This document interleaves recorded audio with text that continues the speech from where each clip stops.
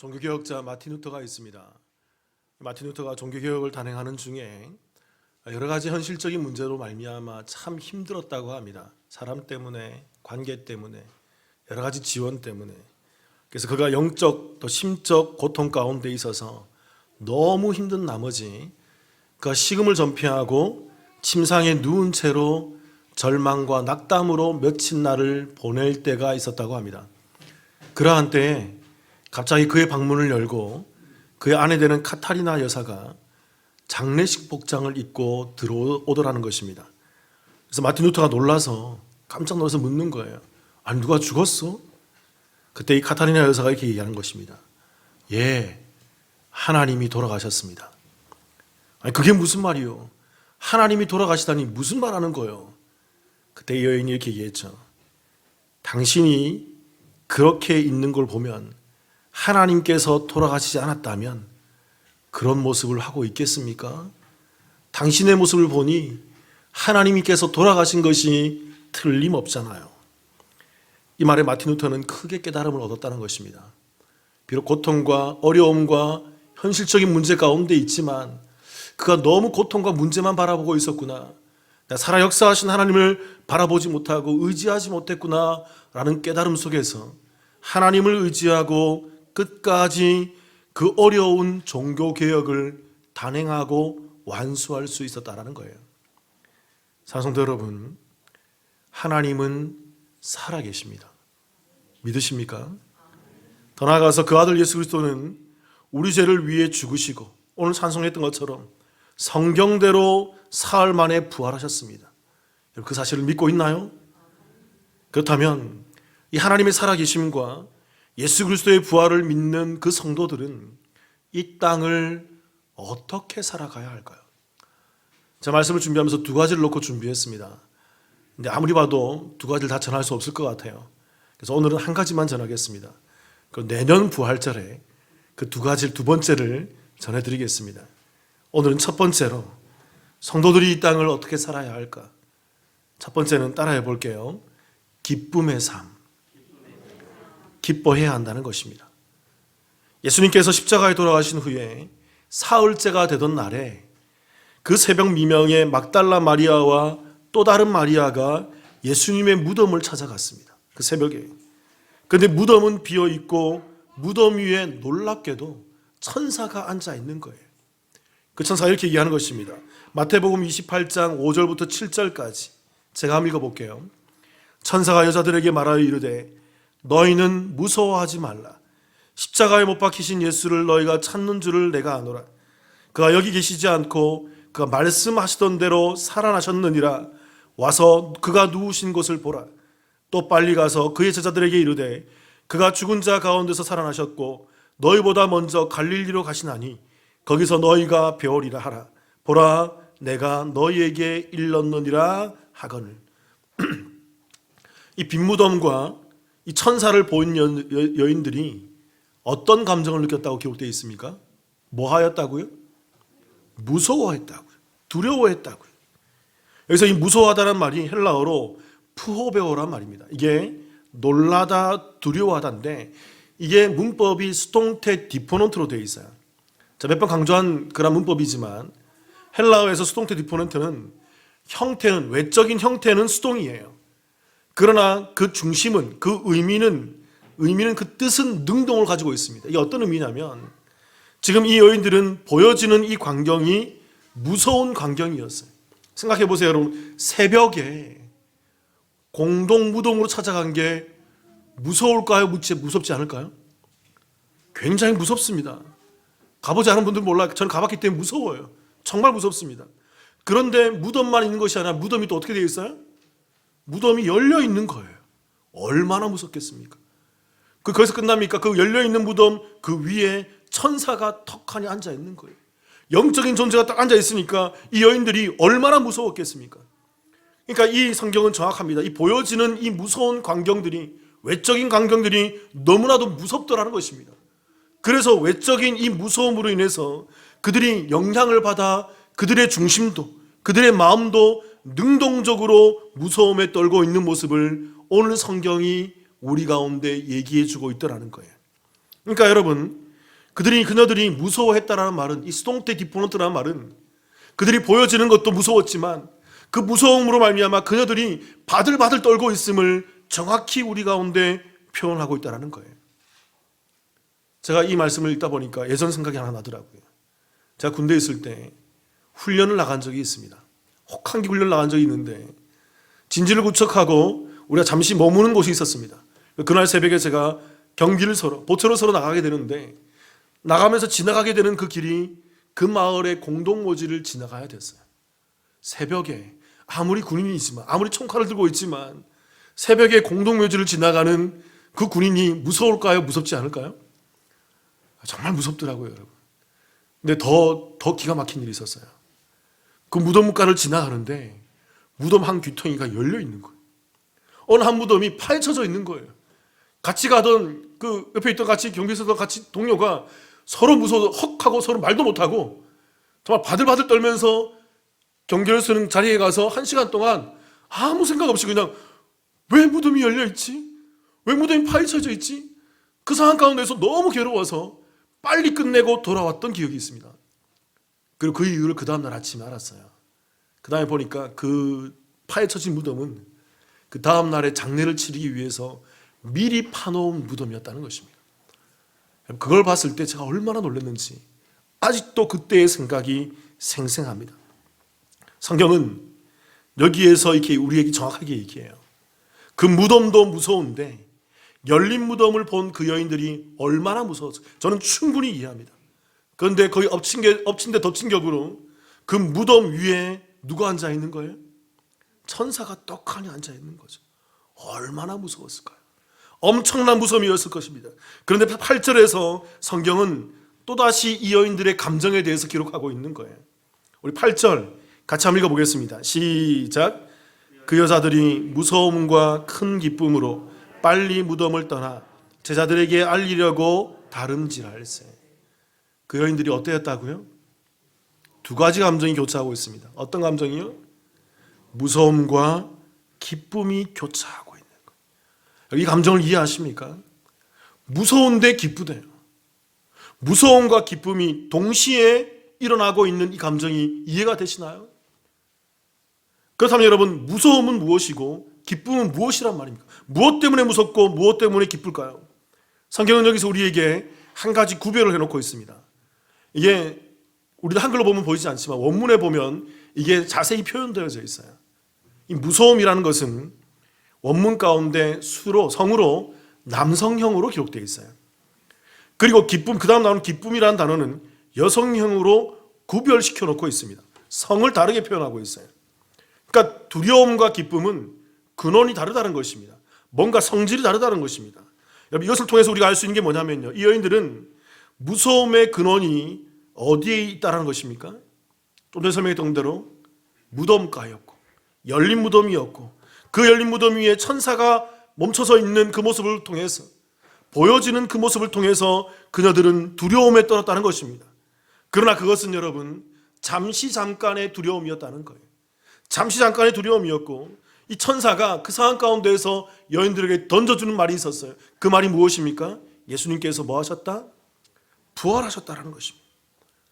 보여지는 그 무덤 가운데, 그 천사 가운데서 두려움을 떨던 그 여인들이 그 천사의 입술을 통해 고백되어지는 예수님께서 여기 계시지 않아, 이제는 부활하셨어, 말씀하신 대로 살아나셨어, 이제 너희들보다 앞서서 갈릴리에 가 계셔 라는 그 말을 듣게 되자 그 여인들은 그 말 가운데에서 기쁨이 터져 나오는 거예요.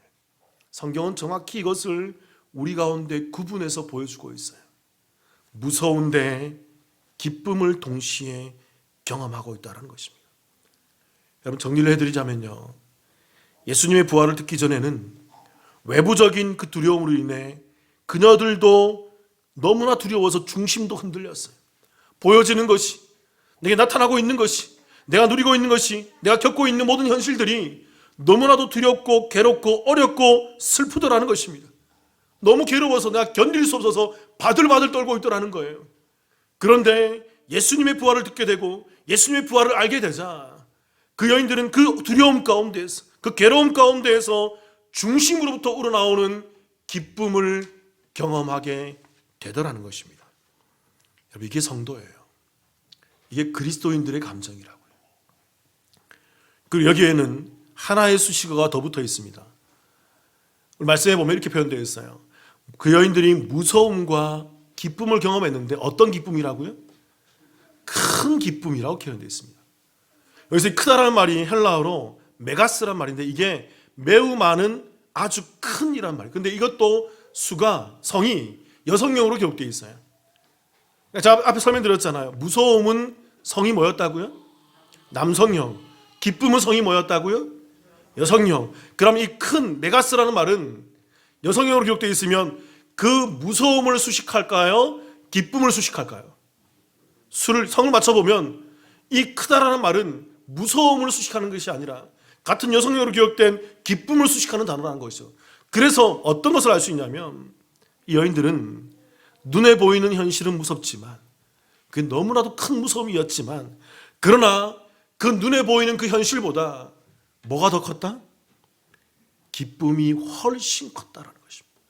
기쁨이 매우 컸다라는 거예요. 이 메가스라는 말은 최상형이에요. 최고급이란 말이에요. 그러니까 매우 컸고 너무나 컸다라는 것을 우리 가운데 얘기를 해주고 있다는 것입니다. 그렇다면 이런 질문 제가 드려볼게요. 왜 예수님의 부활이 눈앞에 있는 무서움보다 훨씬 더 큰 기쁨이 될까요? 우리 성도들은 이 땅을 살아가면서 왜 예수님의 부활 때문에 이 땅에 보여지고 누려지는 그 현실보다 예수님의 부활로 말미암아 더 큰 기쁨을 누려야 하는 것일까요? 그 이유는 부활이 지니고 있는 참된 의미 때문에 그렇습니다. 부활의 의미를 알면 우리가 이 기쁨을 이해할 수 있는 거예요. 고린도전서 15장 19절에 이런 말씀이 있습니다. 제가 읽어볼게요.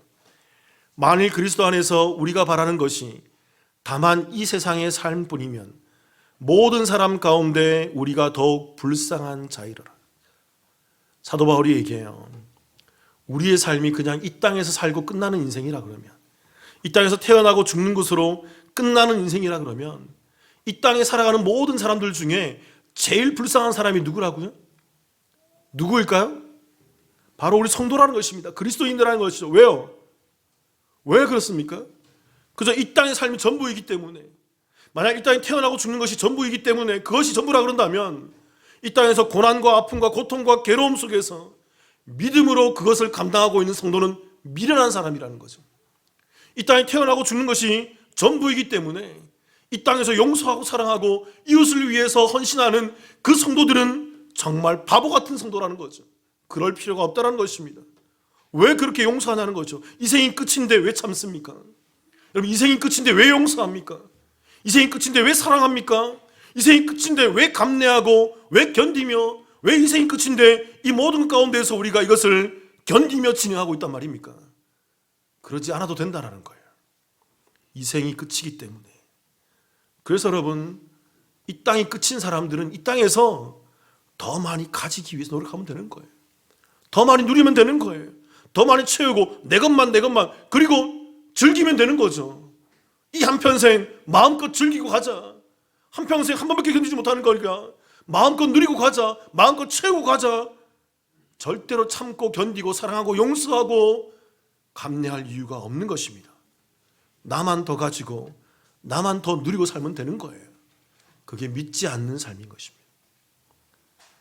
고린도전서 15장 20절 같이 한번 읽어볼까요? 시작.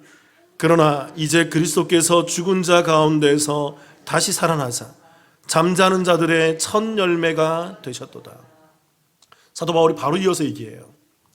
예수님의 부활이 잠자는 자들의 무엇이 되셨다? 첫 열매가 되었다는 것입니다. 이 첫 열매라는 말은 그냥 나오는 용어가 아니에요. 이것은 구약에서 쓸 때 제사 용어입니다. 이것은 첫 열매, 첫 것, 첫 소산, 그런 의미예요. 여러분, 예수님의 죽으심과 부활은요, 구약의 어떤 절기와 맞닿아 있을까요? 아시는 분 계세요? 예수님의 죽으심과 부활이 구약에서 아주 유명한 절기와 하나 맞닿아 있습니다. 그게 바로 유월절이에요. 유월절의 이 모든 모습은 예수님의 죽으심과 부활을 정확히 드러내고 있는 모습이에요. 여러분, 예수님께서 어떤 절기에 돌아가셨을까요? 제가 좀 설명드렸잖아요. 무슨 절기에? 정확히 유월절에 돌아가셨어요. 그리고 이스라엘은 구약 가운데에서 6월절이 지난 사흘째 되는 날을 첫 이삭 드리는 날로 그렇게 삼고 그 절기를 지켰다는 것입니다. 그러니까 첫 열매를 드리는 날, 첫 이삭을 드리는 날, 이 이스라엘 백성들은 어떤 고백 가운데 있었냐면 6월절이 지난 사흘 후에 그 첫 열매를 드리고 첫 이삭을 드리는 날을 이 한 해 동안 모든 수확하는 것에 그 모든 것에 최초로 거두는 그 수확의 첫 것을 드리는 것입니다. 이게 어떤 의미가 있을까요? 이것은 이 첫 것에 앞으로 거둬들이는 모든 것을 담아서 하나님께 올려드리는 것입니다. 그래서 이런 고백이 되는 거예요. 하나님, 이 첫 소산이, 이 첫 이삭이, 이 첫 열매가 앞으로 드려지는 모든 것을 담고 있는 그 상징적인 제물입니다. 그래서 우리의 모든 것은 다 하나님 것입니다라는 이 믿음의 고백이 이 첫 것에, 첫 이삭의 첫 열매에 하나님께 올려드린다는 거죠. 여러분, 11조가 이런 의미예요. 우리가 11조를 드리는 이유는 10개 중에 하나만 하나님께 올려드리고 나머지 9개는 내가 갖는다, 그런 의미가 아니에요. 10분의 1을 하나님께 드린다는 의미가 11조의 의미가 아니라고요. 11조의 정확한 의미는, 성경적인 의미는 10분의 10입니다. 모든 것이 하나님 것이에요. 모든 것을 하나님께 올려드린 것입니다. 그러나 그 모든 것을 그 첫 것에, 그 하나에 담아서 하나님께 올려드리는 것, 그게 바로 11조 개념인 게, 이게 첫 열매, 장자, 첫 것, 11조, 첫 이삭, 여기에 다 담겨 있다라고요. 그러니까 이 6월절이 지난 후 첫 이삭을 바치는 이 사건이 바로 예수님의 십자가와 부활의 사건과 매칭이 되시는 것입니다. 예수님께서는 6월절 절기인 이 6월절에 돌아가시고 정확히 며칠 만에 부활하셨어요? 사흘날 이스라엘이 6월절에 그 첫 이삭을 드리는 그 3일 후 그날에 부활하신다는 것입니다. 이게 매칭이 되어 있다고요. 그리고 첫 이삭이 의미하는 바는 앞으로 수확하게 되는 모든 수확이 다 여기에 포함되어 있습니다. 이 첫 이삭에 포함되어 있습니다. 이 고백인 것입니다. 그러므로 여러분, 예수님의 부활이 사도 바울이 얘기하잖아요. 잠자는 자들의 첫 열매가 되셨다. 이 말이 의미하는 바가 뭘까요? 예수님의 부활은 예수님의 부활로 끝나는 게 아니라는 거예요. 예수님의 이 첫 번째 부활이 이 땅의 모든 잠자는 자들, 과거에 죽었던 사람들, 미래에 죽을 사람들, 이 땅의 모든 죽은 사람들이 그 마지막 때에 하나님이 이 땅을 심판하러 오시고 새하늘과 새 땅을 열어젖힐 그날에 그 모든 잠자는 자들이 예수님처럼 뭐하게 될 거라는 거예요? 부활하여 살아나게 될 것임을 정확히 우리 가운데 나타내어 주고 있다는 것입니다. 그 성경이 예수님을 통해서 또 이런 말을 한다고요. 예수님이 우리의 맏아들 되신다고, 우리의 맏형이 되신다고. 그러면 여러분, 우리는 예수님의 뭐가 될까요? 예수님이 맏형이면 우리는 뭐가 될까요? 예수님의 동생들이 되는 거예요. 여기에 이렇게 묶여 있다고요.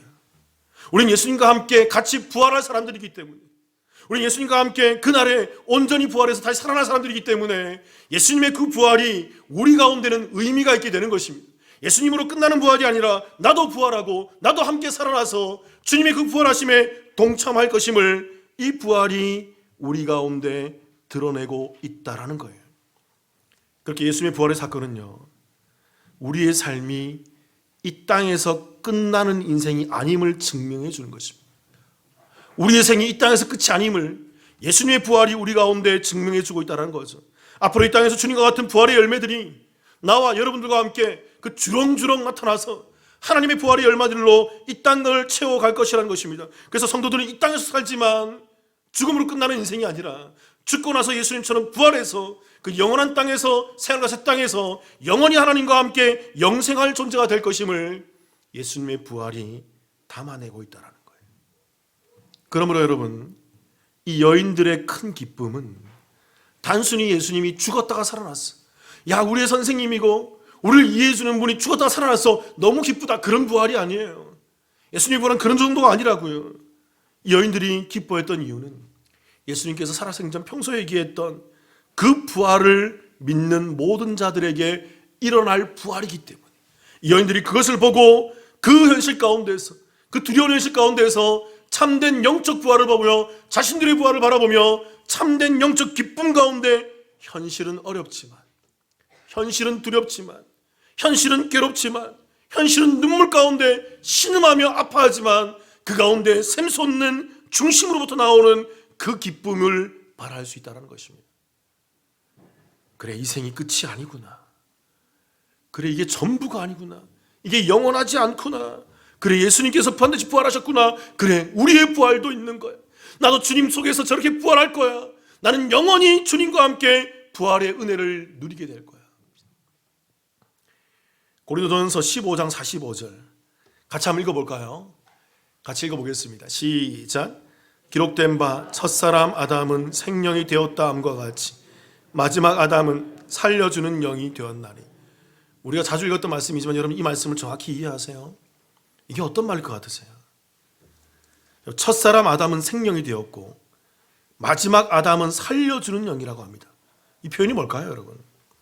첫사람 아담과 그 아담이 실패한 자리를 완벽히 성취해내고 재현해내는 마지막 아담이신 그 예수님을 비교하고 있는 말인 거예요. 첫사람 아담이 생명이 되었다는 말씀에서 생명이란 말은 헬라어로 이게 푸시케 자오란 말입니다. 이것은 숨, 호흡, 생명이에요. 그러니까 숨을 쉬고 있는 상태예요. 그러니까 이 땅에서 숨을 쉬고 있는 그것을 생명이라고 얘기하는 것입니다. 그 뒤에 있는 마지막 아담은 살려주는 영이 되었나니 할 때 살려주는 영, 이건 다른 말이에요. 이것은 헬라어로 푸뉴마 조포이오란 말입니다. 이것은 영이지만 영혼을 말하는 것이고 좀 더 얘기하면 성령을 의미해요. 그러니까 이 말의 좀 더 깊은 의미는 뭐냐면 되살아나는 영, 소생시키는 영이라는 것입니다. 방향성과 운동성이 있는 단어인 거예요. 그러니까 앞에서 생명과 살리는 영은 다른 의미인 것입니다. 생명은요, 그저 이 땅에서만 사는 영이에요. 이 땅에서만 호흡하고 이 땅에서 발 디디고 그저 살다가 끝나는 인생을 말하는 것입니다. 그게 아담으로부터 내려오는 그 생명인 거예요. 그러나 살려주는 영, 마지막 아담으로 오신 살려주는 영은 이 땅에서 호흡하고 끝내는 인생이 아니라 되살리는 영, 소생시키는 영, 방향성이 있는 영인 거예요. 이 땅에서 영혼으로 나아갈 수 있는 그 부활과 소생을 생각하며 우리 가운데 살려주는 그 영이, 살려주는 영, 마지막 아담이신 예수 그리스도가 우리 가운데 임해서 우리 가운데 임하는 그 생명, 그 영원한 생명이라는 것입니다. 그렇기 때문에 예수님께서 부활의 생명으로 되살아나셔서 영원 가운데 들어가신 그 사건은요, 우리 또한 주님과 함께 부활하고 방향성을 갖고 이 땅에서 끝나는 존재들이 아니라, 전 이런 질문 드리고 싶어요. 우리 가운데 이 땅에서 끝나는 것을 만족하신 분이 그렇게 사시면 돼요. 그렇게 사시면 돼요. 그런데 여러분, 그것도 이 땅에서 끝나는 것이 아닙니다. 영원한 형벌이 있어요. 영원한 형벌이 있다고요. 그래서 우리가 부활의 주님을 바라보며 이 땅 가운데에서 방향성을 갖고 그 생명을 갖고 이 땅 가운데 나아가야 한다는 것입니다. 그렇게 여러분, 예수님의 부활은 그 살려주는 영이 우리의 첫 열매가 되셨다는 것입니다. 그래서 그 첫 열매는 예수님으로 그치는 것이 아니라 앞으로 저와 여러분들이 계속적으로 이어지며 역사하여서 우리 또한 예수님의 부활에 동참하게 될 것을 말하는 것이고, 영원히 그 나라와 그 땅 가운데 하나님과 함께 살아날 영임을 우리 가운데 얘기해 주고 있다는 거예요. 죽지만 죽음으로 끝나는 인생이 아니라는 것입니다. 이 땅에서 호흡이 끊어지지만 호흡이 끝나는 것이 아니라 주님의 역사 가운데서 새로운 영생을 바라보며 영원한 생명 가운데 들어갈 수 있는 그 살아나는 그 일이 저와 여러분의 그 부활의 삶이라는 거죠. 지난주에 우영석 선교사님 오셔서 말씀을 드렸습니다. 많은 은혜 받으셨죠. 근데 이 우영석 선교사님과 함께 제가 그분을 대접하고 접대하면서 교제를 하면서 참 많은 것을 느꼈습니다. 여러 가지를 느꼈어요. 나중에는 저희 교회에 좀 가능하신 분들이 있다 그러면 한 내년쯤에는 우영석 선교사님이 사역하시는 이 선교지를 방문하고 싶어요. 같이 좀 기도하고 동참하고 싶어요. 그분이 얘기해줬던 몇 가지를 얘기하면 이런 얘기를 하시더라고요. 처음 우영석 선교사님의 장모님께서 코로나19로 작년에 돌아가실 때 그 우영석 선교사님, 목사님이었죠 그때는. 목사님께서 사모님께 이런 얘기를 했다고 합니다. 우리가 그곳에 가서 아버님의 사역을 좀 도와야 되지 않겠는지. 아버지 홀라 남았는데 어머님 소천하시고 아버지 혼자 남았는데 그때는 코로나 때문에 들어갈 수도 없었어요. 근데 괜찮아지면 우리가 들어가서 아버지 사역을 좀 도와야 되지 않을까. 그렇게 넌지시 얘기했다고 합니다. 그때 그 선교사님의 사모님이 이런 얘기를 하는 거예요. 그런 말 하지 마라. 무슨 그런 얘기를 하냐. 그것이 어떤 옷인지 아냐. 내가 몇 번 엄마 아버지 있는데 갔다 와봤는데 거기 너무 힘든 곳이야. 정말 힘든 곳이야. 앞으로 그런 얘기 하지 마. 입도 뻥끗하지 마. 그래서 말도 못했다는 거예요. 그런데 며칠 후에 아버님도 코로나19로 소천하게 되시자 장례를 치르면서 사모님이 먼저 이런 말을 하더라는 거죠. 여보, 우리가 그곳에 가서 우리 부모님의 사역을 이어가자. 그러면서 헌신하고 결단하고 이제 올해 5월 달에 그곳으로 들어가게 되시는 것입니다. 그리고 더 놀라웠던 것은 그곳에 현지에 있던 코피노들, 코피노는 코리안과 필리핀 사람들이 이렇게 해서 아이를 놓고 코리안 남자들이 도망가서 자녀만 남아있는, 아무도 돌보지 않는, 필리핀도 아니고 코리안도 아닌 애매한 그러한 상황 가운데 있는 혼연족을 얘기하는 것입니다. 거기에 있던 코피노들이 이 소식을 들은 거예요. 우영수 선교사님과 사모님이 들어오신다는 얘기를 듣고 그들이 깜짝 놀라더라는 것입니다. 아, 정말 그분들이 여기 오시냐? 정말 그분들이 여기 오시냐? 부모님이 죽으신 자리에, 부모님이 코로나19로 인해서 아무도 돌보지 못하고 그 질병 가운데 죽었던 그 자리에 그분의 딸과 사위가 들어온다고? 처음에 믿지 않더라는 거예요. 처음에 안 믿더라는 것입니다. 그런데 그것이 확인이 되자 그분들이 놀라면서 정말이네, 정말이네, 그러면서 이런 고백하더라는 거예요. 와, 하나님 정말 살아계시네. 하나님 정말 살아계시네. 정말 놀랍구나. 정말 우리가 하나님께 그 살아계심을 바라보면서 우리가 기대가 되고 우리가 기다려진다. 언제 오십니까? 언제 오십니까? 여러분, 이것이 기독교인 거예요. 이것이 기독교인 거예요. 기독교는요, 그 죽음으로 끝나는 종교가 아닙니다. 기독교는 죽음으로 끝인 종교가 아니에요. 기독교는 죽음 속에서 하나님에 의해서 그 생명이 살아나온 것이 기독교인 것입니다.